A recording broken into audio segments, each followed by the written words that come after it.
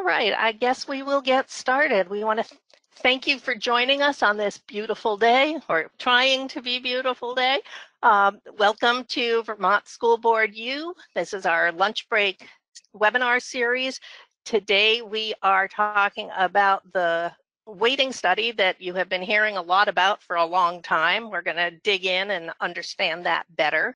An associate professor of educational leadership and policy studies at UVM, and she was the lead researcher of the 2019 Pupil Weighting Factors report that was issued last December as part of Act 173 of 2018.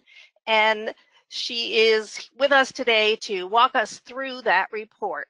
Well, thank you for inviting me to speak today. I hope everyone is well on the line. It's been a challenging time for all of us. And it seems like a very long time ago since we started talking about the weighting study.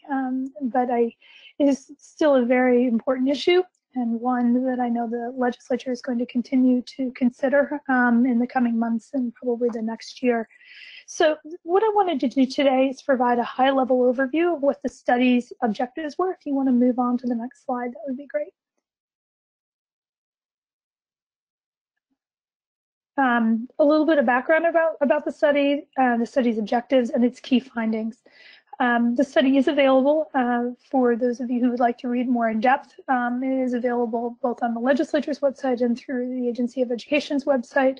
And as Sue mentioned, happy to take questions. I'm sure that many of you will have specific questions related to your own circumstances, and I can try to address those to the best that I can. So by way of background, this study and the resulting report are the product of a legislative request that was embedded in the Act 173 legislation that was passed in 2018. And specifically, in that request were three components. First, that the legislature wanted to evaluate the current weights that are used in the equalized pupil calculation. And the weights currently that we have are for economically disadvantaged students, English language learners, and secondary level students. And the question on the table really was, should they be modified or not? The second objective was to really consider whether or not new cost factors and weights should be incorporated into the equalized pupil calculation. And I'll talk a little bit about cost factors in a minute. But the idea being, is the existing calculation doing due diligence with respect to covering the broad range of factors that might account for differences in educational costs outside of school districts' control? And then third, we were asked as a part of this report is to revisit the calculation it's currently in statute for the Census block grant, and to consider the extent to which that should be adjusted for differences in the incidence and costs associated with students with disabilities across school districts. And that particular question was posed. Again, Act 173 was the piece of legislation that created the Census block grant. This last question was posed in the context of the debate around the Census block grant and some concerns that perhaps the block grant needed to be adjusted for differences in incidence for student poverty across districts. So that was the big parameters sort of that we used for the study. If you could flip, Sue, that would be great. So with all that in mind, I just want to back up so that we all are on the same page about what exactly the weights are supposed to be doing. And the weights are really grounded in this larger concept of cost factors and cost differences across school districts. And it's important to remember, and this is not just Vermont, this is all states, are responsible for ensuring equal educational opportunities for all students in the state. However, equal opportunity does not necessarily translate into equal educational resources. And so this means that nearly all state formulas have some mechanisms in place that adjust for differences in costs of providing equal educational opportunities. And the adjustments take into account costs that are outside of district control. So districts can have preferences for higher and lower levels of spending, but that's not what cost factors address. Cost factors are intended to address those things that are outside of district control that go into providing equal educational opportunities for students. And so we can think about this in terms of students come to school with dissimilar learning needs, in particular socioeconomic backgrounds. It may require different types and levels of educational supports for them to achieve common outcomes. And we can also think that schools operate in different contexts that may require different level of resources to provide equal educational opportunities. For example, scale of operations, or the prices they must pay for key resources such as teachers or transportation. And so those are the kinds of things that, when we think about in school finance, constitute cost factors. And so this study was really about cost factors. If you could change the slide. So again, all state funding formula include adjustments for differences in educational costs across school districts, but they do it in different ways, right? And so you can accomplish this by identifying specific factors that account for differences in educational costs across districts, and then you develop policies for state aid. But those policies can be embedded in, for example, as we do in this state, we have weights that correct or intended to correct for differences in costs. We also operate categorical programs that provide targeted aid. And so we have different policy levers that we can pull for adjusting for differences in costs. Weights are one approach to that. If you can change the slide. So in Vermont, the state's existing policy largely relies on localities, as many of you know, to make the appropriate adjustments to their annual budgets for cost factors, and then adjust for these differences in costs in its funding policy through categorical grants that provide supplemental funding for specific programs and services, and then the weights. And the weighting is for the district's average yearly membership for cost factors, and then using district's weighted membership equalizes local per pupil spending for the purposes of calculating local tax rates. I think it's really important for us to remember that Vermont is unique in how it applies weights. Many states operate a foundation formula where they say, well, here's the base per pupil amount that we think constitutes sort of adequate spending levels. And then there are weights applied to that would adjust and say, well, for a student from an economically disadvantaged background, the cost would be this, right? And so there's some proportional increase either through a weight, which is a percentage, or maybe even an additional grant. Our system doesn't work that way, right? And so local school boards, you are responsible under our system for developing budgets that at least are intended to have sufficient resources to provide equal educational opportunity. And then the weights seek to equalize those costs for the purposes of really calculating the tax rate, right, and sort of sharing the cost burden. And so the weights themselves don't provide additional dollars for school districts, which is different than 30 some other states that have weighted programs. Instead, our weights are all about creating tax capacity and changing the price that districts pay for the spending that they choose. If you could flip it to the next slide. Right, and so what that means is that, did you flip 2 slides or 1? I think if you can go back, right? So we calculate in Vermont the number of equalized pupils in a school district. And what this does is this implicitly adjusts for spending differences by equalizing per pupil spending across districts according to differences in educational costs. And it impacts local tax burden for what it is that local taxpayers pay for the additional costs of ensuring all students achieve common outcomes. But they do not generate additional state revenue for local school districts. Rather, again, they impact local tax capacity.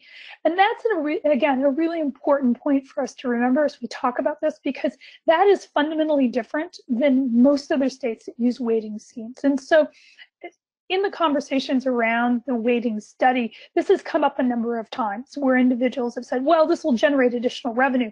No, it doesn't generate additional revenue. It generates additional tax capacity. And by doing that, it allows sort of districts to be able to spend more because they need to spend more, but pay, right, their tax burden for spending more is less. And if you could go on the next slide, Sue, that would be great. And the way to think about that, right, is through this slide. So if an equalized pupil, assuming the same level of spending, right, and your equalized pupil calculation goes up, your cost per pupil in your district budget goes down, and you're lower, and by sort of extension, you have a lower homestead tax rate above the base. But if you equalize pupil goes down, your cost per pupil for the district budget goes up, and you have a higher homestead tax rate. So again, this idea of tax capacity and the connection with the weights is a really important one for us to keep in the back of our mind as we talk about the weighting study and how weights work in Vermont, because they don't work this way in other states. So right now, under current statute, our weighting formula for calculating the number of equalized pupil in a district has 4 components. And what that really is saying is that the existing formula presumes 4 categories of students to have higher or lower costs, and the formula adjusts for that. And so the first category is the economically disadvantaged students, and sort of the additional weight is 1.25. And the value of this weight predates the passage of Act 60 in 1997. And although there's been some discussion and debate around that, in our work, we went back to try to figure out where that weight came from. And we could not find any evidence that weight was empirically derived. And what do I mean by that? I mean that the 1.25 is most likely historical legacy, as opposed to something that was generated using contemporary school finance methods to really measure what the cost difference were at that time for economically disadvantaged students. That said, the other thing to remember with this weight is it has not been updated since 1997. And so, 20 years hence, we know that the cost of educating economically disadvantaged students has changed, as methods have changed and things along those lines. The second weight we have in the existing formula is the weight for the English language learners, and that weight is at 1.20. Again, the value of this weight predates the passage of Vermont Act 60. There was even less evidence. We could find almost no evidence that this weight was connected to sort of any kind of systematic evaluation of what the differences in costs for English language learners were. And so, again, this weight is largely historical artifact with no obvious connections to actual cost studies that say, for example, an English language learner to get to common outcomes costs this much more. The third weight is the secondary students. And again, this is grades 7 through 12. I know that there has been some discussion and confusion around that. It's not grades 9 through 12, it's 7 through 12. And so this captures some of what we would typically think of middle grades. And the weight is 1.13. This weight has been evaluated and thought about most recently in a 2017 AOE report. And in that report, they found that the spending ratio was about 1.18 between secondary and elementary schools, which is a little bit higher than the 1.13. But again, that was a spending ratio, and that was not based on empirical evidence that says, so what exactly is the basket of goods and the resources required that are different and more costly for secondary students? And then fourth, we have a pre-kindergarten weight. It now sort of de-emphasizes or sort of weights down the number of pre-kindergarten students. The weight is 0.46. An evaluation of the pre-kindergarten weight was not within our scope of work. My understanding for that was because there have been a lot of shifts, and we don't have a very stable policy profile right now with regard to pre-kindergarten, and so that was just not in our scope. So the three weights that we ended up evaluating, existing weights we ended up valuing, were economically disadvantaged, the ELL weight, and the secondary student weight. So our study involved a number of different things. We approached the study by applying what we consider sort of the state-of-the-art school finance research methods, We use cost function modeling. There's a lot of information in the report about that. I'm not going to spend a lot of time talking about that. I'm happy to answer questions about it, happy to talk about it, but it is almost summer. We don't want to be talking about math today. But so we use cost function modeling approach. But the thing to remember about cost function modeling is that it allows us to really understand what the spending differential is that allows school districts to get to a certain level of outcome. And the outcomes we considered were meeting standards in English and math. And we can all agree, I'm sure, that that's a pretty narrow construct of what it is should be student outcomes. But, the thing is that those are the most readily available data. And so that we use those. Our cost function models that we used in our study, we used data from Vermont. We also then ran cost function models for the region, the Northeast region, and we ran national models. And the reason we did 3 models, so the Vermont, regional, and national, was, one of the common critiques is, Vermont's unique. And so if we just run things in Vermont, how do we know that, in Vermont is high spending? And so there were concerns that perhaps we would get numbers that were a little too Vermont specific and reflected existing spending patterns as opposed to what the true costs were. What we found, and again, you can see in Appendix A of the report, is that actually the cost differentials that we found in Vermont are very similar to those in the Northeast and very similar to those found nationally. So ultimately, we were able to triangulate across the 3, and I'll talk about this in a minute. The weights that we recommend are based on the Vermont data, but substantiated by by cost structures in the Northeast and nationally. So we did cost function modeling to really understand and evaluate the existing weights, as well as consider whether or not we needed new weights and what those weights should be. We also then said, well, that's all the statistical hocus pocus stuff. I think it's also really important here in Vermont in particular to talk to stakeholders around the state to understand how it is that they understand how they interpret, how the weights are applied, where the strengths and weaknesses were, to really build out around the numbers that we were generating from the quantitative analysis. And so we talked to over 35 stakeholders around the state, some of whom I probably are on this call, and thank you again for doing it. But it included representatives from the School Boards Association, the Principals Association, the NEA, Superintendents Association, in addition to superintendents, principals, teachers, parents, statewide, legislators, agency staff, to really get a robust picture of what it was, sort of how people are viewing the existing weights. So we had these complementary approaches. So what I'd like to do now is talk about, well, what are the findings? And rather than rush to what are our quantitative findings, I think it's important to start with, what do the stakeholders say? And hopefully many of you, as I go through what the stakeholders say, are nodding along and saying, yeah, those are our experiences too. But what we found is that there was real agreement among stakeholders on 4 important points.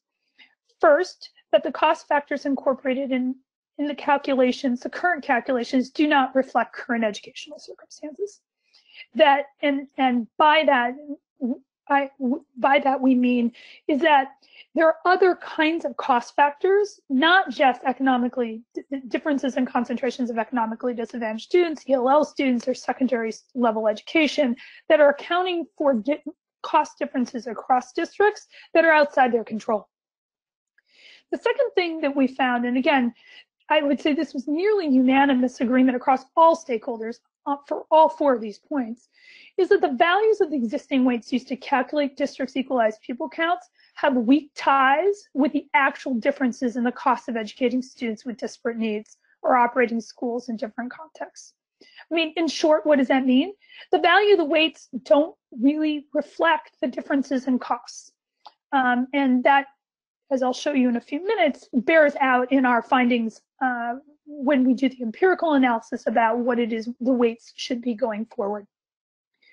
Third, the state's small school grant program is problematic in its design and current operation. And why is that important? Because that's important to consider because school size and particularly sort of sparsity in population those two things are independent cost factors that can be outside district control. Now, we can talk about school size might be within the district control. Certain districts may have preferences for small schools or small classrooms, but there also are geographically necessary small schools. And broadly, nationally, other states recognize geographically necessary small schools. And I think even in the context of Act 46 here in the state, this has been a percolating issue. The general sense with all of the stakeholders is that the existing way that we are adjusting for cost differences that are resulting from differences in school size, for example, economies of scale, and also sparsity and the additional costs that school districts might incur because they're located in a sparsely populated area, that the small schools grant program is not cutting it. That it's viewed as the grants are both insufficient. The calculation methodology is less than transparent and unpredictable. And there also was a sense that there are politics at work with this grant program, and that was really problematic. And that's an important thing for us to consider as we move into the recommendations and the findings around the weights. Fourth, there was, again, nearly unanimous consensus among stakeholders that there is a need for specific and targeted grant aid to support schools struggling to meet different and increased levels of student need due to childhood trauma and mental health concerns. And I expect that quietly many of you out there are nodding along with this one too. But that also came out, and that this is an emerging need and a critical need, and should be considered as a cost factor. Either through a categorical grant program or within the weighting scheme, because these are costs, again, that are outside district control. You can move on to the next slide soon. I'll grab a sip of something I'm talking. We also asked stakeholders about their perspective on the Census block grant. And stakeholders were mixed in their perspectives on the need for potential adjustments to the Census grant calculation at this time. And I think that's an important caveat at this time. In their words, at one end of the continuum, we heard from one superintendent that, the sky's not going to fall. At the other end of the continuum, we heard from another superintendent, that said the correlation between poverty and disability is strong, and that they're concerned that the block grant program doesn't account for that. And somewhere in the middle, and frankly, most of the individuals with whom we spoke were in the middle, said, it's really too soon to tell whether the grant will be problematic. And so that was the input that we shared back with the legislature. I do think it's important to note, though, that in our conversations with stakeholders, that there was this tension between being concerned about the Census block grant in and of itself and the existing weighting scheme. And stakeholders who were concerned about how the Census grant will be calculated also recognized that in part that their apprehension was tied to concerns about challenges with the existing system for weighting pupils on the general education side. And so, this came out in the 2017 study that we did around special education in Vermont, is that under the reimbursement scheme, if a school district has a struggling student, under the reimbursement mechanism, there is a way to gain additional state aid for that student. Under the Census grant program, that sort of escape valve goes away. And one of the things one very candid superintendent said is, if the poverty weight was working well, I'd be a lot less worried about the Census block grant. But, and frankly, we've been using the reimbursement mechanism as an escape valve on our budget because the poverty mechanism isn't working well. So, these things are very tied. And so that was certainly feedback that we gave to the legislature. Next slide, please. The stakeholders' perspectives on the small school grant. I think it's pretty interesting that stakeholders were uniformly opposed to continuing the small schools program in its current form. In the words of one stakeholder, everyone is looking for a better way forward. Nearly all interview participants viewed the grant program as fundamentally at odds with the policy goals articulated in Act 46. That said, there was general agreement that the state needs to support geographically necessary small schools, and that it was a critical policy issue that the state continues to acknowledge that there are unequal opportunities to learn across the state, and in many cases, those opportunities, students in small rural schools are disadvantaged, and that whatever was done, that it should not be that small school grant program goes away, that this needs to continue to be a cost factor, but that the existing program and the way both the mechanisms that are used to allocate dollars and also the amount of dollars coming through that program are both ineffective and insufficient. And in general, stakeholders felt that incorporating weights for school size and rurality in the equalized pupil calculation would alleviate concerns related to eliminating the small schools grant program. It also would provide a more predictable and transparent way of adjusting for costs across all school districts. Next slide, please. There are a few other considerations that stakeholders identified. One was concerns about the impact of Vermont's early college program on districts' long-term membership. The general consensus was that ECP students should be counted in a district's weighted long-term membership as a fraction of a full-time student, as opposed to existing practice of not including them at all. And there also was an underlying concern that efforts to update the equalized pupil calculation to better reflect costs and introduce more equity in the system may not translate into increased levels of spending in districts with higher need. And this goes back to the local control issue and sort of how budgets are developed. And there was a general concern that in some low spending districts, even if the equalized pupil calculation was adjusted and additional tax capacity was generated by having a higher count, this would be seen as an opportunity to reduce taxes rather than increase spending. And this particular point came out a number of times in the discussions in the legislature this past session. Well, I think it's still the current session, but before pre-COVID. So next slide, please. So I just want to highlight our analysis steps for how we generated the weights.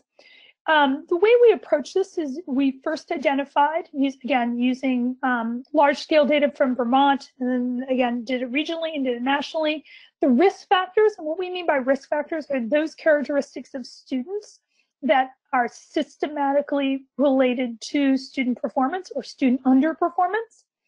And you would expect that those risk factors should be addressed in the school funding formula as a cost factor, because these are things that are outside district control. We then statistically modeled these relationships between the cost factors, the spending, and the student outcomes. We then use this model to estimate weights. And then, as you can see in the back of the report, we took the weights a step further and we modeled, again, using 2018 data, what exactly this would look like on a district by district basis if the weights were changed. Why did we use 2018? Well, at that point, that was the only data we had. I know that JFO has done a nice job in updating that for 2019, but we have to remember that the way the equalized pupil count works is we have to have all the school budgets and everything passed, right? And so when we did the study, that's what we had. And so we could look retroactively to say, this is what it looked like for tax rates in 2018. And this is what it approximately would have looked like in 2018 if we had had a new weighting approach. There has been some confusion around that. I know Vermont Digger tried to publish some things and some maps. There are some problems with that. I think the most important thing to remember here is that we're looking retroactively. That's the only way we can. And it presumes that these were the budgets that were passed in 2018. Okay. Next slide. So what did we find? What we found is that actually the weighting formula should have 5 cost factors. And these cost factors were identified are those things that are related to differences in educational costs across Vermont school districts. And again, these are things that are outside district control. The first thing is that we should continue to adjust for the percentage of students who are economically disadvantaged. We should continue to adjust for the percentage of students who are ELL. And we should continue to adjust for the percentage of students at the secondary level. However, in our findings, we show that there are differences in costs, certainly 7 through 12, but that when you break those grade levels down, there's actually a difference. The difference in cost is different for middle grades and for grades 9 through 12. And so what we recommend is actually a middle level weight and a secondary weight, which in effect means that instead of just one secondary weight, it would break that existing weight into two parts. We also found that there is a need for weights for small schools, and we talk about those as geographically necessary, and as well as the population density of the community in which a district is located. If you want to go to the next slide. And here's the slide. Everybody's not wanting for it. This is the slide that provides a summary of the recommended weights. There are other weights in the report, right? We ran a number of different models. We were asked to do that. That was part of our charge. But what I'm showing you here are the recommended weights for the equalized pupil calculation. And it's my understanding that this column, far right column that you're seeing on your screen, is the column that's been most discussed and I believe is most seriously considered by the legislature. So these weights are based on, again, they're Vermont specific school level models. But again, the weights triangulate with both regional and national data. So these aren't idiosyncratic to Vermont. And I think that's, again, an important thing to remember. What are the weights?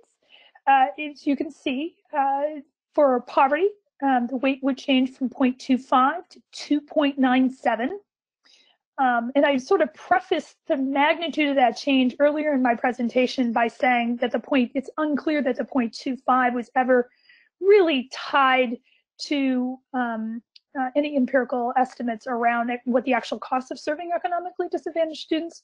The other reason you might think about this big jump is, and I've been using sort of this story, is, if you haven't gone to the dentist for 15 years, it's a little hard to be surprised you have a lot of cavities. And so, I think part of the reason you're seeing such a big jump here is, we haven't reevaluated these weights and the cost differentials since 1997.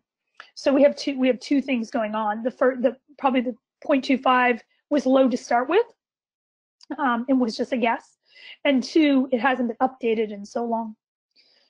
You also see that the percentage of ELLs, the ELL weight changes to 1.58.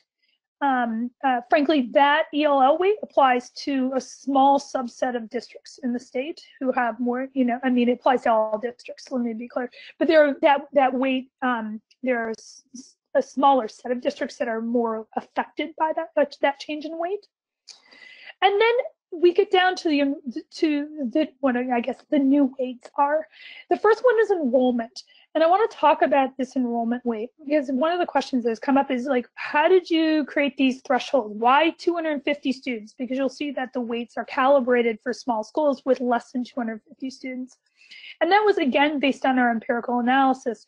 We used regression modeling, and we could see in our regression modeling at what point, right, on the curve, you start to see an inflection.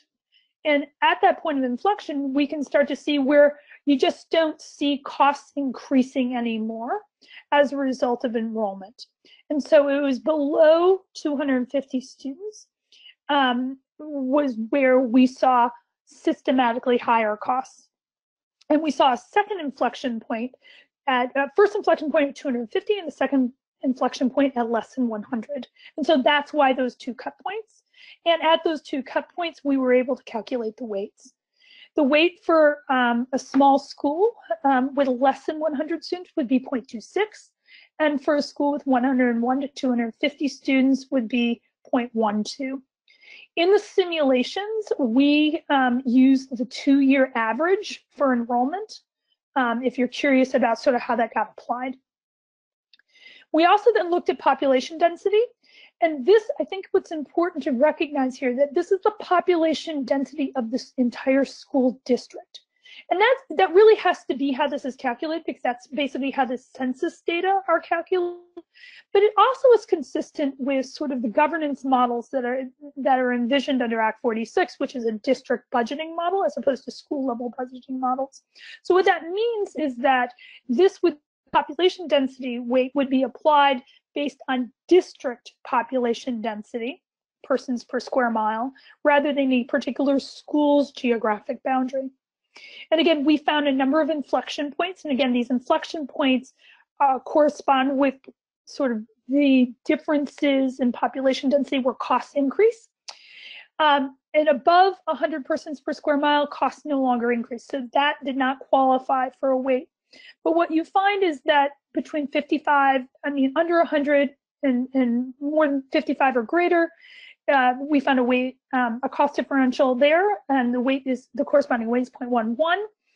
Between 36 and less than 55 persons per square mile, it's 0.17.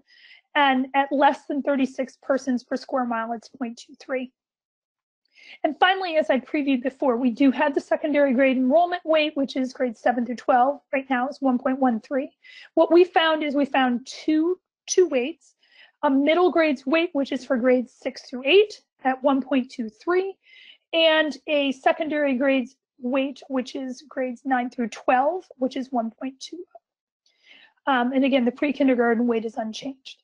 So there were some changes here. One thing with respect to the enrollment and a population density weight that's important to take into account, right? So these are just the weights. And so then there's a policy decision about how to apply the weights. The first thing to think about that we have to recognize when we apply the weights is we can't pick and choose which weights we apply. This is a package of weights and they all work together. So if I peel off one weight, I can't do, right? Because that means that those costs might have been picked up in a different weight. So we have to think about the weights as a package. That's the first thing. We can, however, make a choice with respect to enrollment and population density, we can make a choice of when we decide to apply the enrollment weight. And in the simulations, what we do is we apply the weight for school size in districts with a population density of less than 55 individuals per square mile. So what does that mean? It means that you may have a small school in a more populous district that does not qualify for a small school weight. It may also mean that you are in a sparsely populated district with no small schools, but you would still get a population density weight. Okay, so the two things are tied. The enrollment weight is tied to population density, but the population density is not tied to school size. You could flip to the next slide. Next slide. Thanks. So in some conclusions, so findings from the study suggest that it's time to incorporate new cost factors and weights into Vermont's education funding formula. Our findings suggest that the existing weights for economically disadvantaged ELL students both fall short of appropriate adjusting for the cost of educating these students to standards. The findings suggest that we need new cost factors in the weighting for school size and population density, and that these two factors could replace the existing small schools grant program. Operating both would be duplicative. And third, refining the secondary school weight to include both a middle level component and a secondary level component would better align with sort of both educational policy and practice, but also cost structures. Next slide. But I think, again, it's important, and this point has come up in the legislature, that modifying the equalized pupil calculation may not translate to increased levels of spending in districts with higher need. Just because we create additional tax capacity generated by a higher equalized pupil count may be seen as an opportunity to reduce taxes rather than increase spending. And then the other thing is that it was very clear in this study that there is a need for new sources of categorical aid for student mental health and trauma-based instruction. So those are my slides. I hope that's helped. Looks like we have time for questions. Great, and we have some questions. Great. Okay, this question comes from a school board member with a small district which is part of an SU, most of whose schools are adversely affected by the current weighting formulas. This has the effect that our local tax rates are artificially inflated, and many of our school buildings are still in need of repairs and upgrades. We have all deferred until the buildings are, in some cases, unsafe. We feel that the weight study should have been addressed this legislative session, but except that due to other factors, it cannot be. We request that the AOE and the legislature consider instead the following. Change the yield. How is his estimate established, and all schools impacted by this weighting issue would benefit from this change. The penalty formulas so that districts who are trying to run small schools, which are adversely weighted, will not be in the penalty phase for 1 year while this gets addressed by the state. Please let us know how to best work to see some relief in the coming fiscal year. Thank you. Is that a question or a statement? Sue? I don't know. I don't know. I don't know if that's a question or a statement. What I can say, I heard a couple things in there. First, around construction in the school facilities. I do want to respond to that piece. I'm going to take that as a question. So construction was not included in this study, right? And so the weights are not intended to adjust for construction. Weights in a funding formula are intended to adjust operating support. Construction aid, right, is something different, and it operates in all states outside of the general education funding formula, which is intended to be for operating support.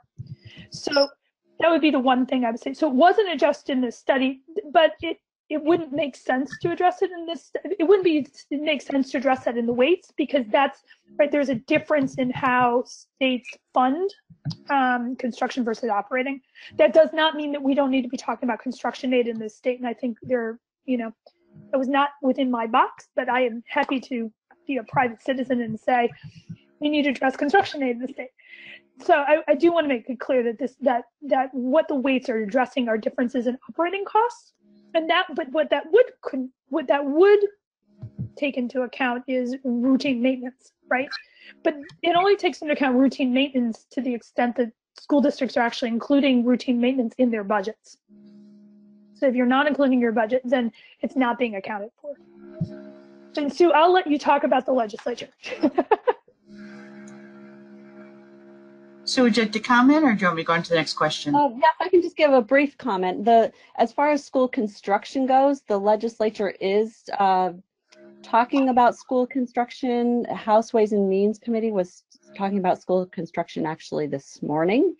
And there was a bill developed by the House Education Committee, H209, that dealt with school construction, at least started to deal with school construction. That has been modified, and there's another version of it now. It probably is subject to more modification. It's been modified in order to be able to take advantage of federal funds that are coming in through the COVID-19 crisis and use those funds in some way to evaluate different needs across the state for school construction. So we could certainly provide with these materials the latest version of H209, and you could take a look at that. I would just say it would be subject to change because it's still being discussed in the legislature. Great. Okay, I'll go on to the next question. Although you say that the weighting study changes only the tax capacity, the result is that a board feels more comfortable spending more without impacting their taxpayers. There will be winners and losers. Unified districts and schools in multiple towns are negatively impacted when they have towns with very disparate wealth levels. Do you have any comment on that?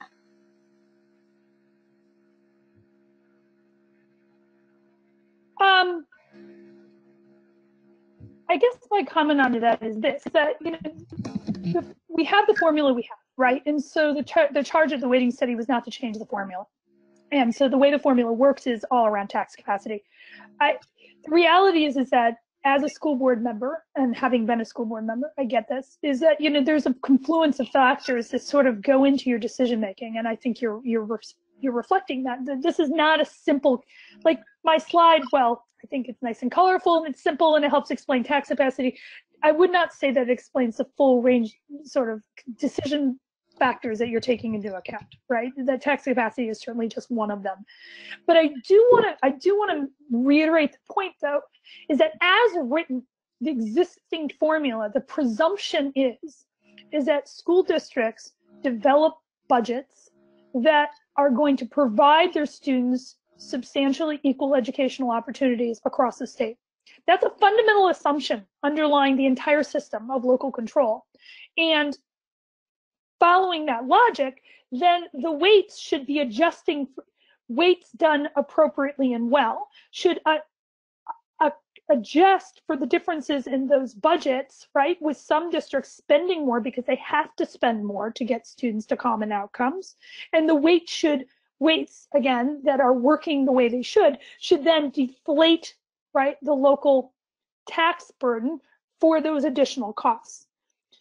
But I just put in a whole bunch of assumptions there, and that is that the budget, that the local budget does spend what it should spend, as school boards and school district leaders actually know what they should be spending and what they should be spending it on, and that taxpayers pass those budgets, right? You know, that's one set of assumptions. And then there's a second set of assumptions over here, which is that the weights are both that we are adjusting for the right cost factors, and that the value of the weights for those cost factors are accurately accounting for the differences in costs.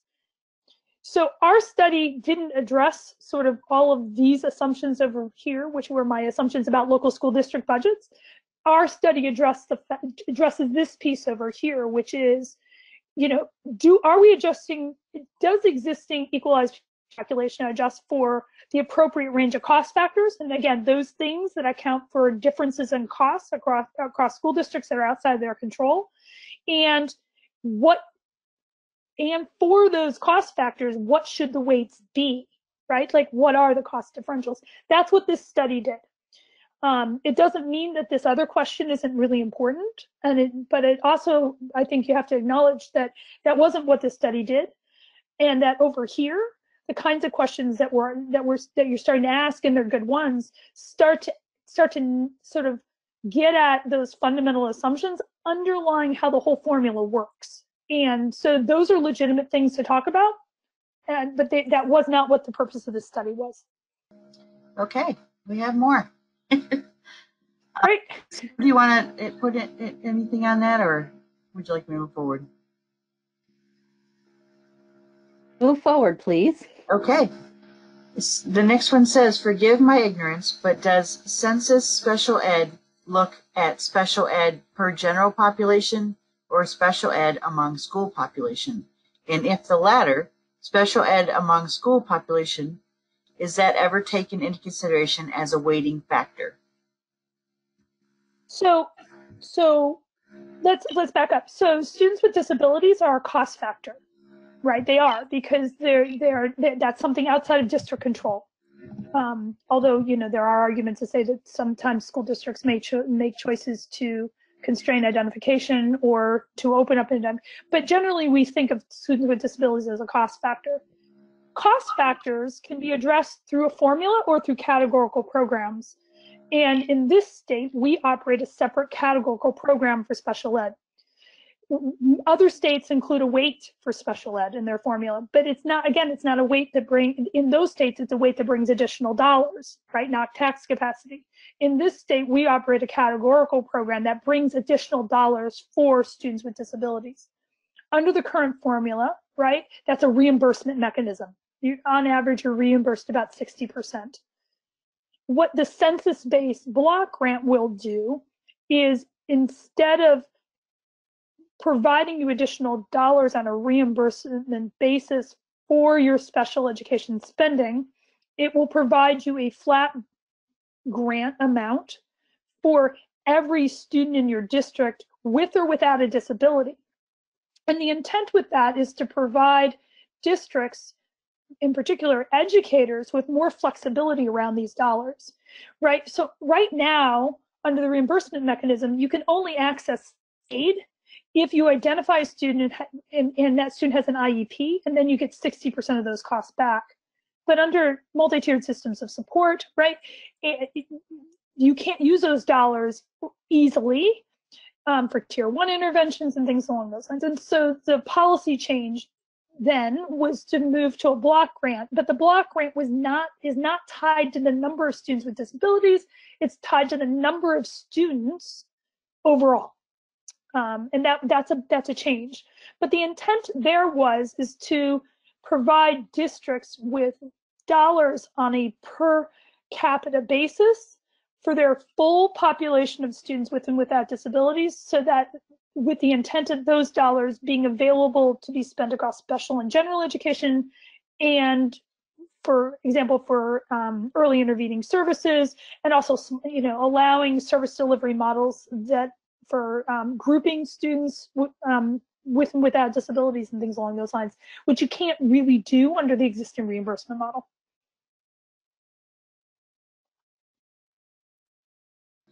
Great. Moving on to the next question. Is there any consideration as to how this proposal could or would be rolled out? Some of the tax consequences are quite striking, and I'm wondering how a phased rollout could help mitigate some of these effects. That's a great question. And I and certainly in our recommendations and the conversations that we've had with the legislature, I can't imagine, nor would we recommend sort of a cold turkey adoption of the weights, right? We need to think about how to phase these in. My understanding is there are a number of different ways that the legislature is considering that. And I'm not privy to all those discussions. I think there's a general recognition, and certainly was our recommendation, that you didn't all of a sudden next year just put these weights in place and everybody sort of pick up the pieces and figure out how to make it work. That there's going to need to be some phased-in approach to changing the weights. The reality is that the magnitude of the change is so large that these, for some districts, represent some fairly substantial shifts. And so we need to have some consideration for that. So our recommendation was there should be a phased-in approach. I know the legislature, the JFO, AOE are thinking and working on that. I know that Laura Sibilia has a bill out there right now, a proposed bill, that would have an implementation study with stakeholders thinking about exactly what that plan would look like. That bill has not been passed yet. So I think there's conversation around that. But the reality is that that was without something having been passed yet. I don't know what that would be. Okay. So I see a question here about some of the constitutional issues. Should I pick up on that one? What do you mean? Is that the one with the numbers in it? No. Around adequacy? I'm just going to keep going down the road. Okay. Oh, I'm sorry. Okay. Okay. It just popped up on my screen. I didn't know if you were flagging it for me. Sorry. Yeah. I'm reading all the questions as we go. Okay. Yield Thanks. numbers be changed, and can the penalty formula be changed for this year alone, eliminating the onerous penalties for high spending districts? The answer is yes and yes, but those are legislative decisions. My understanding is there's been conversations around the yield already this year, and certainly I believe there's also conversations around penalties for high spending districts. Those are legislative issues, and so the answer is the legislature can do those things. I am not privy to where they are in those conversations. Sue, you might be able to answer that better than I can. Yes, the House passed the yield bill yesterday, and I believe it is now in the Senate. The version that has been passed by the House looks at the situation that was in place before COVID-19 hit, and sets the yields based on that, so that the House Ways and Means Committee did not want to balance the ed fund on the backs of property taxpayers in this next coming year. So that is the approach that they took, which will be approximately a 3-cent increase statewide. So that's what's happening now with the yield bill. It is not finalized yet, but it has passed the House. Okay, next question. The weighting study only deals with relative weights. It doesn't deal with adequacy. Given Act 60, doesn't this raise constitutional issues? Practically, how do we resolve the dilemma, particularly given the financial catastrophe? Yeah, so I think I know who posed that question. So yeah, there's a constitutional dilemma here. And the constitutional dilemma is that the existing formula isn't ensuring substantively equal educational opportunities. You know, as Act 60 was written, there was never an adequacy number in there. I think there was some thought that the yield might serve as that number. It hasn't. You know, there was a study in 2012 that's, you know, provided an adequacy number, but, you know, really there isn't right now in the state sort of a floor or a target number that says all districts must spend at least this. And so that is like, I mean, that's a practical issue because, you know, I think without it, it's hard for school boards to have a good sense of like what we should be spending. And there's a lot of talk around overspending and underspending. And my point around that is that you can't really talk about over and underspending because we actually don't know what we should be spending in some cases. What we can talk about is high and low spending. But, you know, to the constitutional issue, you know, that's something that needs to be sorted out. What we can say from a constitutional perspective, and this is both my testimony and testimony by Dan French, is that one of the underlying assumptions in Act 60 in sort of the existing funding formula is that the weights would appropriately adjust for differences in cost. And if the weights aren't working, and our study pretty much conclusively shows that they are not working, then we already know that that piece of the formula is broken, right? So that it isn't working. The formula as written with the weights that we have is not meeting the test, for certainly on the taxpayer equity side, right? There's a second piece, which is, are we spending enough or in all districts? And that's a trickier one to answer, and that's trickier to answer because of the question of local control and how it is that the formula makes the assumption about local school districts making choices around budgets that are adequate, that provide adequate spending levels. So. Okay, next question. There's probably a lawsuit here. How do we, as school board members, push to get these weights adopted? Is it obvious from the data that you provided that many districts have an undue financial burden based on these outdated weights? This is a serious equity issue. Last part of this question, what was the legislative feedback you received when you presented to them? Will they move forward, or we will need to press for changes to happen? Yeah. You know, I don't have a crystal ball when it comes to the General Assembly, and so I can't really say how they're going to move forward. What I can say is that, you know, the report met with great, well, first of all, the report is a legislative request. Okay, so the legislature initiated the report. The second thing I can say is that the report's findings were met with great interest. We presented a number of times. I've been in a lot of meetings around this. There's been a lot of conversation around it. I think certainly prior to early March, this was an issue that both of the committees had on their radar screen, both the education committees, but also Ways and Means and Appropriations. I think just like all of us, you know, the legislature has been involved with other kinds of pressing matters related to COVID. And so I think that makes it really hard to know sort of how this rolls out. But I do know, again, that Representative Sevilla has, you know, proposed a bill as soon as, you know, as recently as a few days ago around this. So I don't think that the conversation is lost. But I do think that there are a lot of things on their plate. So how this rolls out, I don't know. Certainly in but our testimony was well received, and I think, you know, with the legislators with whom I spoke, you know, I think they understand the gravity of the issues here. So, Sue, do you have any others? I mean, that would be my sense on this. Yes, I would agree with your sense of it, Tammy, and also just can let people know that the VSBA board has taken a position on the weighting study. In March, Tammy came and did a presentation to the VSBA board, and at that time the board voted to fully support the findings as presented in the weighting study.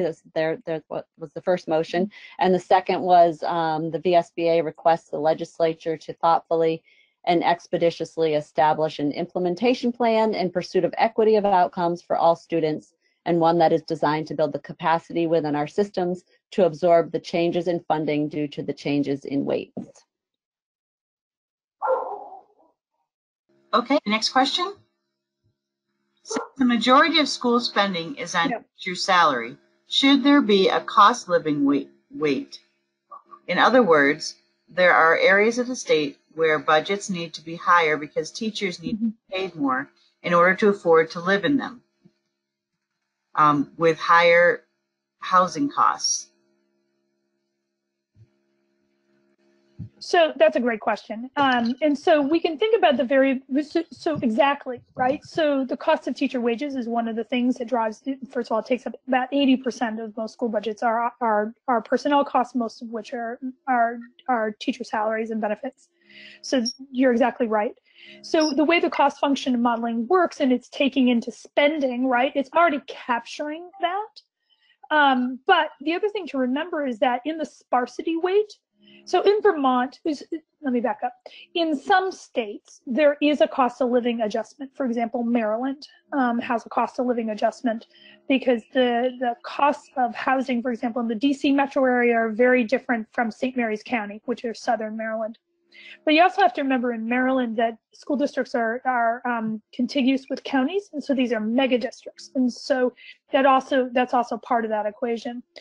In Vermont, the cost of living adjustment is actually embedded in the sparsity weight, right? So we ran it both ways, and frankly, the differences in teacher salaries was not significant. What was significant were the differences in cost for operating schools and geographically sparse areas. And if you think about that, also makes sense from a teacher salary perspective. In order to retain high quality teachers in geographically sparse areas that may be less desirable for teachers more difficult to recruit teachers to and for them to stay. And we know we have a churn problem, particularly in some of our more rural and remote school districts. To keep them there, you have to pay them more. And so that in these weights, that kind of cost of education adjustment is captured in the population density. But we did in our modeling, right, check to see if there was a specific cost difference across Vermont in terms of sort of a teacher salary differential or some sort of cost input based or cost of goods and services adjustment. And we didn't find it. It wasn't statistically significant. But we also know that within the population density weight, we could see that the differences in teacher salaries in order to recruit and retain qualified teachers in less populated areas was driving a piece of that weight. I hope that answers your question. So if you had, feel free, and I'll say this to everybody, feel free to email me if you have more specific questions. I'm happy to respond to you individually by email if you'd like more detail. Great. And Tammy, on that lane, we are a little bit over time, but we only have 4 questions left. So if you don't just get these 4 questions, then we'll move on and give your contact information. This was relevant to the last one. Out of curiosity, can you speak to the rationale behind Vermont version of weighting, impact tax capacity versus so many other states' model, increase amount of money provided by the district? So other states run what they call foundation formula. And we had a foundation formula prior to Act 60, and the legislative response to the Brigham Court case was to change our formula from a foundation formula to the formula we have. So to have weights that generate additional dollars, we need to fundamentally change our formula back to something that looks like a foundation formula. And that's a bigger question, and that's certainly something that the legislature could consider. But that's not our charge in the context of this report. Was to evaluate the weights and the weights that are being used in the equalized pupil calculation, assuming the current formula. Okay. Can census-based block grants are flat grants and regressive? Here's your constitutional question. Census-based block grants may not be regressive if in fact spending levels are adequate. right? Census block grants are only regressive if the block grant is insufficient. And when we did our analysis in 2017, Vermont is the second highest per pupil, spends second highest in the country per IEP of any state. So on average, we spend, and I think the number is, I'll have to go back, I want to say 22,000, this is average, 22,000 additional dollars over and above our general education spending per special education student. So the block grant amount is tied to that. And if you do the modeling and you look at what we should be spending on a per IEP basis, that amount that we block granted should be sufficient, right, for covering all the IEP costs. The challenge then is, right, is that what we have now is we have a system where, by virtue of it being reimbursement based, that districts are locked into service delivery models which don't promote LRE. They also make it difficult for early intervening services, and that actually creates significant civil rights issues for how we serve students with disabilities, as well as cost issues. And so, a flat grant is only regressive if the grant amount itself is insufficient. But at this point, there's certainly no evidence to suggest that it is insufficient. Okay, we're down to 2 questions, and this one I think is more of a statement than a question. Phasing in the formula puts those districts at a disadvantage which under the present formula are being underfunded. Is that not unequal to those that have been at an advantage with the present formula? Yes. That's right. That's right. And this is one of the things that when we talk about phased in implementation, right? So you have districts who are right now and have been for quite a while, right, disadvantaged by the existing formula. So saying, oh, well, 5 years from now, we're going to phase these in continues to put them as a disadvantage.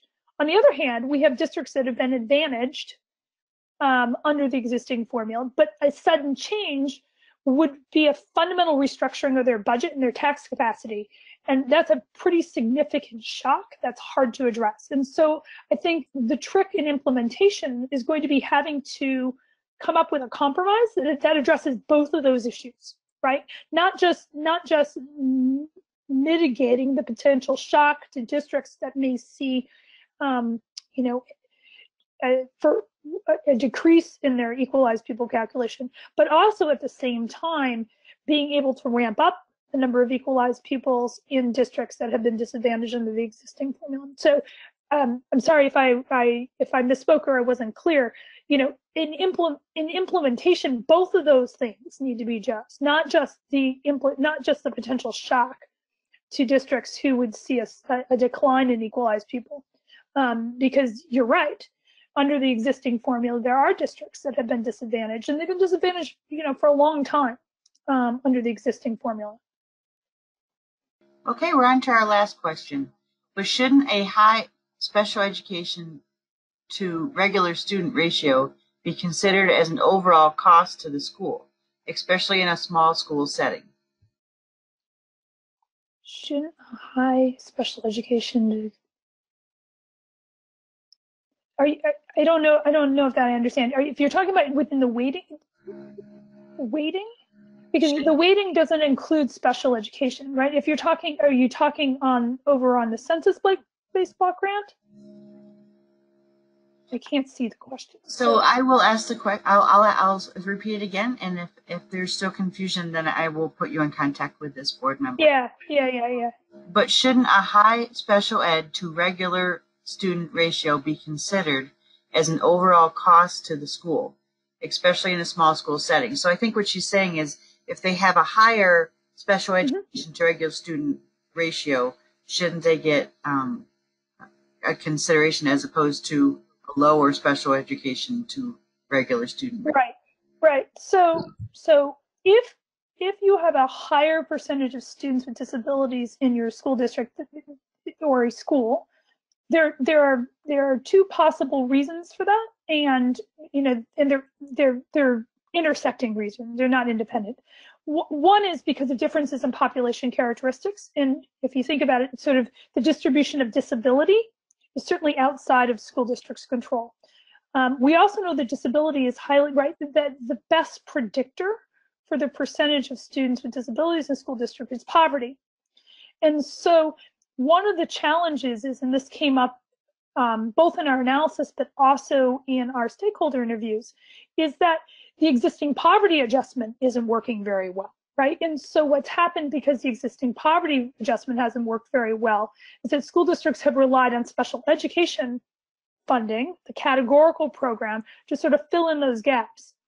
And so we have to, right, disentangling this is complicated. And so at least as a starting point, the sense was that we need to true up the weights, particularly for poverty.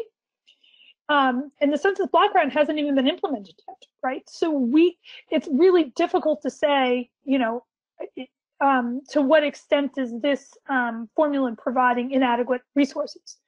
In our report, we provide 3 options for how to adjust the block grant for differences in student poverty.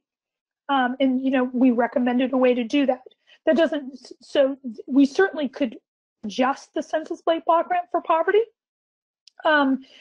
But I think the general consensus was, at this point, it's hard to start making adjustments to a grant that nobody's actually implemented yet, right? That the existing calculus, and also that the weighting formula may change. And so there are lots of things changing at the same time. And it's going to be important that the grant amount is the right amount, right? Like I said before, the presumption is that the grant amount is sufficient. And so until we true up the weights on the general education side and get sort of that understanding and those costs sort of moderated, it's going to be really hard to true up on the special education side. What we do know is that you could adjust the census block grant for differences in poverty and provide districts with higher percentages of students in poverty with a slightly higher per capita grant amount. That's one way to do it. The other thing is it may be that with increased flexibility in dollars, that school districts are able to invest in early intervening services and other kinds of tier 1 supports that then don't necessarily require a student to be identified with an IEP.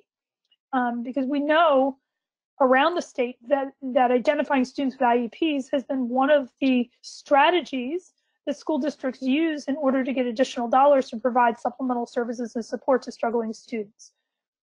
So I think it's complicated.